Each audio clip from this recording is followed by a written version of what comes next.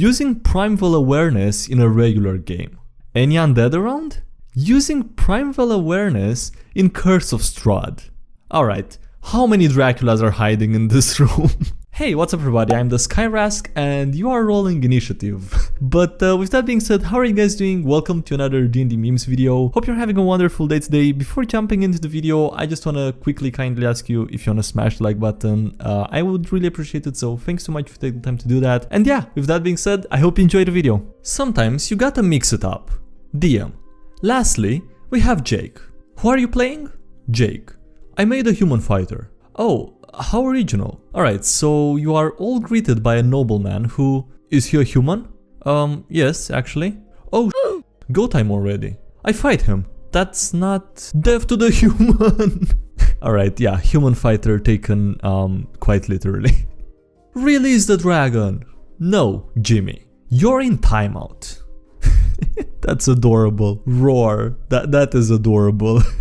And there's another little dragon on the right that's crying. I think he's in timeout because he hit the first one. That's so cute.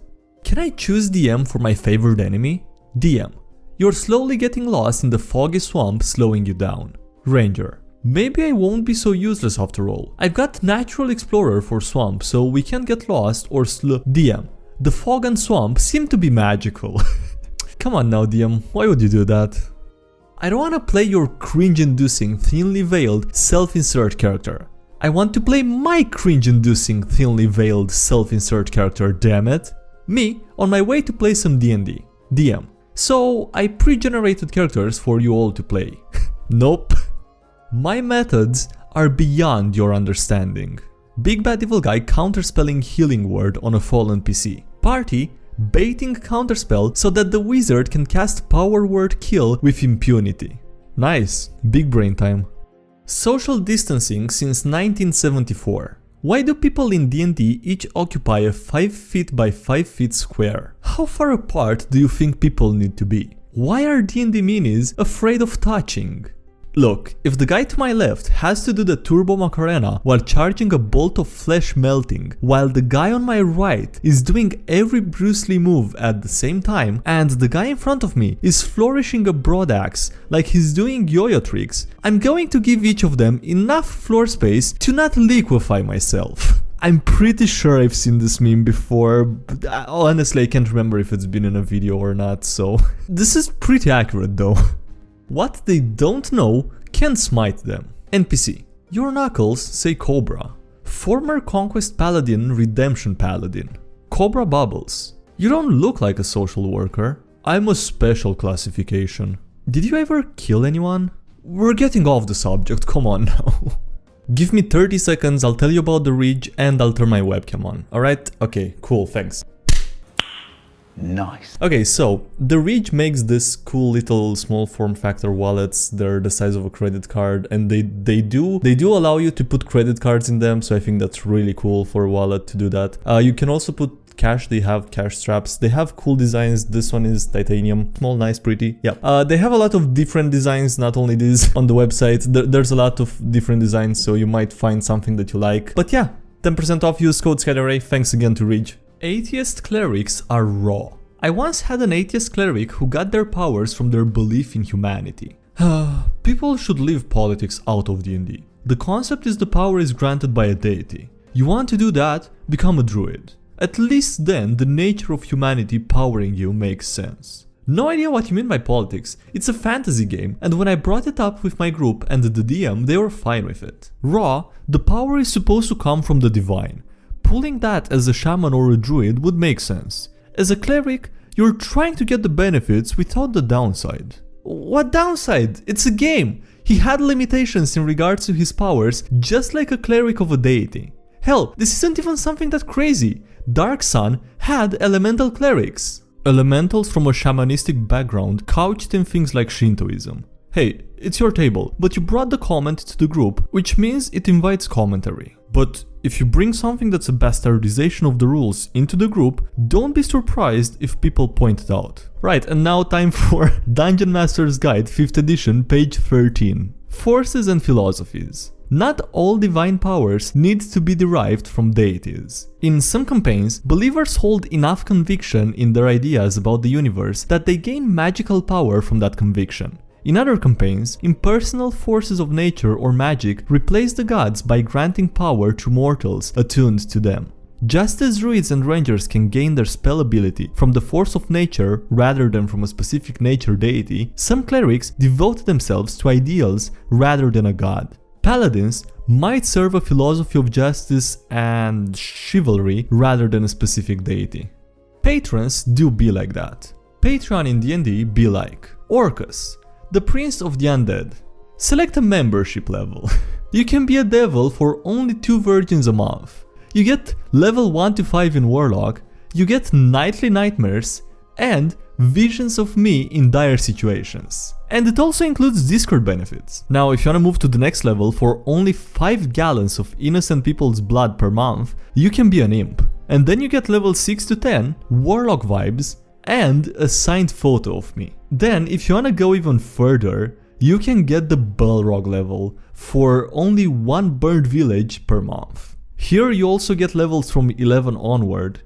I will possess you, and you get only fiend benefits. Oh, amazing. Bludgeoning damage fireball? Anyone? Order of Scribes. Awakened spellbook. 2nd level Order of Scribes feature. When you cast a wizard spell with a spell slot, you can temporarily replace its damage type with a type that appears in another spell in your spellbook, which magically alters the spell's formula for this casting only. The latter spell must be of the same level as the spell slot that you expand. Fireball is a 3rd level evocation that does 8d6 fire damage, and Erupting Earth is a 3rd level transmutation that does 3d12 bludgeoning. And now you can have a fireball that does bludgeoning. Nice. Oh yeah, it's all coming together.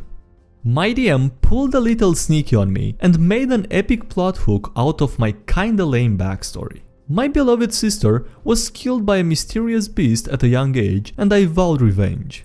Well, turns out the mysterious beast was a powerful demon. Well, turns out your sister's death was a trick. Instead, the demon captured her. Well, now you're on your way into the 9 hells to rescue her. Yeah, that escalated very quickly. Probably wouldn't have gotten into this game if it weren't for my first DM. Experienced DM with a newbie-friendly campaign. And the new players. Okay, that is so adorable. They're above average level of cuteness in this video. NSP and D&D Volume 6, Spooktober Edition. Using Primeval Awareness in a regular game. Any undead around? Using Primeval Awareness in Curse of Strahd. Alright, how many Draculas are hiding in this room? Why dice not work, right? My rolls in combat versus my rolls while trying to seduce a wall into paying my taxes. Okay? Truly the most dangerous game of them all. DM, Dire Tarask, Mind Flayer Lich, Tiamat with a gun, and Shade that drains every ability score. I have combined the DNA of the world's most evil homebrew monsters to make the most evil creature of them all.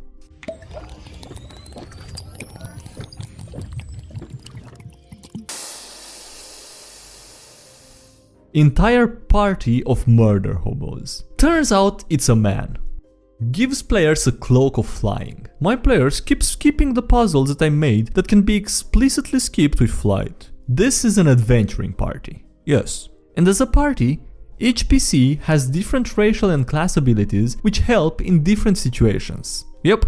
So if you want challenges for the PCs, you'd want to work around their abilities. Makes sense to me. Then do that. I broke the Aarakocra's wings because they kept flying over my pit traps. What? Oh god, that's not a true story, right? I hope. Jesus Christ. I'm gonna use Hurl Tetanus. That's just a rusty nail. Tip: go to this website, click the phrase generator, and choose a verb for the first word and a noun for the second one. You get an endless supply of D&D spells. Alright, I'm not gonna read them, so if you wanna pause and read here, feel free to do that. Some are more helpful than others, but hey, and there's also part 2. Downgraded potato. Yeah, that sounds very useful. Have a shiny day. Critical Role sucks. Critical Role is awesome. Man, what an easy choice. Nuanced opinion. Even the DM was scared.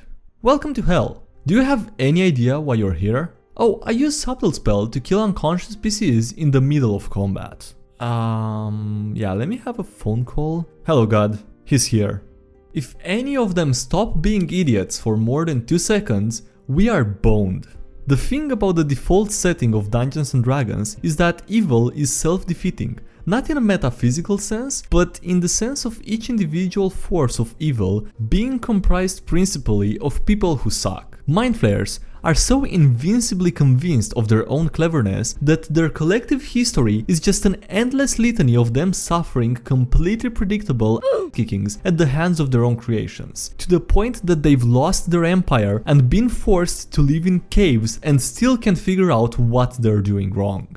Beholders assume that everybody everywhere is just as treacherous and scheming as they are, and consequently spend most of their time quivering in fortified bunkers, freaking out about the elves on the moon and completely failing to notice the adventurers on their doorstep. Chromatic dragons are individually unstoppable, but are incapable of even the most basic coordinated effort, because 2 chromatic dragons in the same geographic region will spend all of their time and energy fighting over which one of them should be in charge. The collective infernal armies of the Abyss and the 9 Hells could conquer the multiverse basically anytime they felt like it. But they never will, because they've spent the last billion years slaughtering each other in what amounts to a massive ideological slap fight about the correct way to be evil. And the funny part is that there's no overarching authorial agenda that got us here. It's a bunch of different writers in a bunch of different versions of the game published over many decades independently,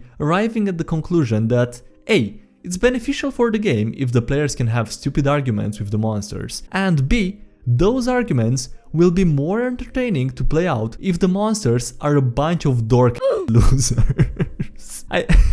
This started kinda sad, cause like every monster basically is useless, but then the ending is pretty nice. You know, kinda positive I guess. I fear no man, but this, it scares me. We have Lich, Mind Flayer, and Dragon. With Lich and Mind Flayer, we have Illity Lich. With Lich and Dragon, we have Draco Lich. With Dragon and Mind Flayer, we have Elder Brain Dragon or Brain Stealer. But what do we have if we combine all of them? That's one of the questions that you maybe don't want to ask. Alright, on that note, that's gonna be it for this video, so thank you so much for watching, I hope you enjoyed. If you've made it this far, please consider leaving a like and subscribing for more if you haven't already. Also, thank you to everyone supporting the channel on Patreon, I really appreciate it, so thank you so much for the support given there. Links below if you want to check that out, as well as links to any social media, the Discord server, the subreddit, and yeah, that's it. Thanks again for watching, and I'll see you next time. Have a great day, bye!